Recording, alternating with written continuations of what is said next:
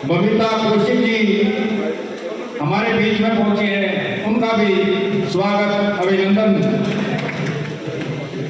नरेंद्र भारती मेरे काफी पुराने मित्र हैं, हमारे बीच में पहुंचे हैं।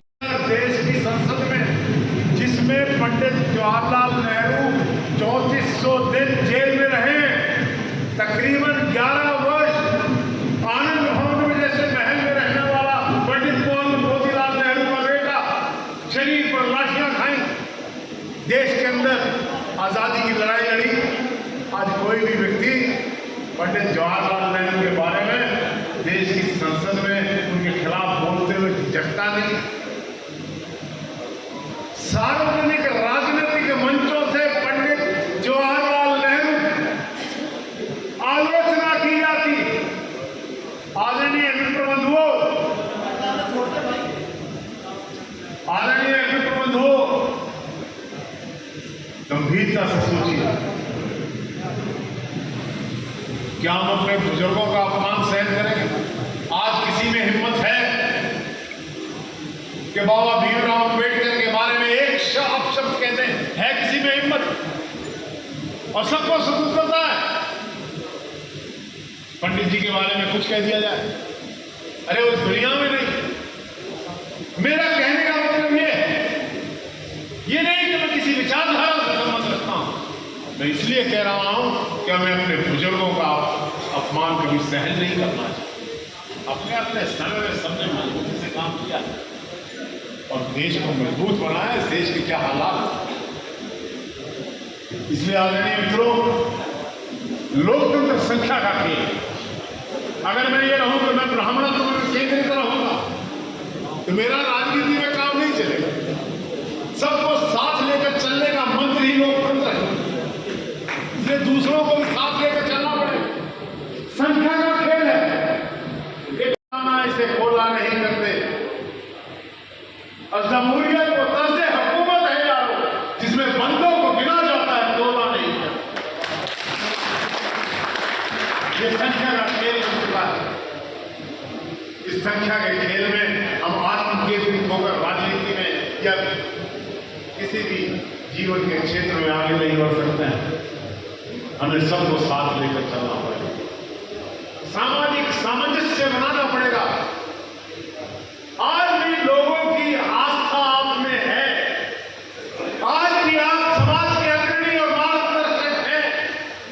राजनीति में पिछड़े हुए जरूर हैं, लेकिन समाज को जब मार्गदर्शन की जरूरत पड़ती है, देश को भविष्य में कभी मार्गदर्शन की जरूरत पड़ेगी, और अतीत में कभी देश को मार्गदर्शन की जरूरत पड़ी, स्वतंत्रता संग्राम को कभी मार्गदर्शन की जरूरत पड़ी, तो आपके बीच में से लोग निकल कर आए और इस देश का निर्माण किया, नीतियों का निर्माण। आपके प्रति आस्था है, आपके साथ जुड़ना चाहते हैं, जोड़ो, समझो जो बात कह रहा हूं, वरना अकेले रह जाओगे। अकेले रहने से लोकतंत्र में आपको किसी भी पद में हिस्सा नहीं मिलेगा। और यही कारण है, ये राजनीतिक मंच नहीं है, लेकिन भविष्य की चिंताओं का मंच तो है। हम कल की तो सोचे, अगर कल की नहीं सोचे तो हमारी आने वाली पीढ़ियों के भविष्य से संबंधित प्रश्नों का उत्तर कहां से मिलेगा? अगर ये सवाल आज नहीं उठाएंगे तो इन प्रश्नों का कल जवाब भी नहीं होगा। इसलिए इन प्रश्नों पर आज विचार होना चाहिए। और ये जो इस प्रकार से आयोजन किया जाता, परशुराम जयंती समारोह, इस साल में एक बार हो रहा है, पंडित जी कह रहे, और यहां से जब जाएंगे तो के मास्टर से निकल जाएंगे। यक्ष युधिष्ठिर संवाद में यह प्रश्न आया, के मास्टर दुनिया का सबसे बड़ा आश्चर्य क्या? युधिष्ठिर ने कहा कि हम अपने स्वजनों, परिजनों, मित्रों, परिवार के सदस्यों को प्रतिदिन जाते हुए देख रहे हैं दुनिया से, लेकिन आश्चर्य इस बात पर है कि हमें ये कभी भी लगता है कि हम भी जाएंगे। इसलिए इन प्रश्नों का जवाब ये ना सोचना केवल मात्र कुलदीप शर्मा से संबंधित या और किसी भाई से संबंधित। इन प्रश्नों का जवाब आने वाली पीढ़ियों से संबंधित, इसलिए इससे कोई अछूता नहीं, अटूट सत्य। इसलिए इस पर गंभीरता से विचार करना लोकतंत्र में शक्ति प्राप्त करने का मंत्र है। सबको साथ लेकर चले और इसी संकल्प के साथ हमें आगे बढ़ना है। अब ये राजनीतिज्ञों की लड़ाइयां चलेंगी, इनको कोई नहीं रोक सकता।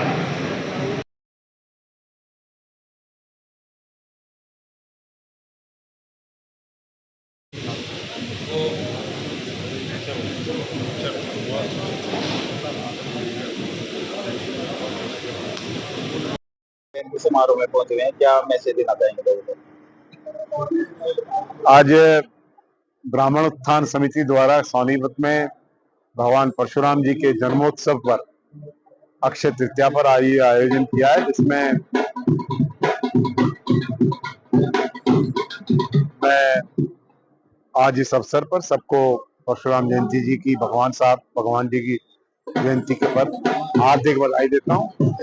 और मेरा ये विचार है कि भगवान परशुराम जी हमारे लिए बहुत बड़े प्रेरणा स्रोत थे और उनके जीवन को, उनके दर्शन को, शस्त्र और शास्त्र की विद्या को जीवन में आत्मसात करके हम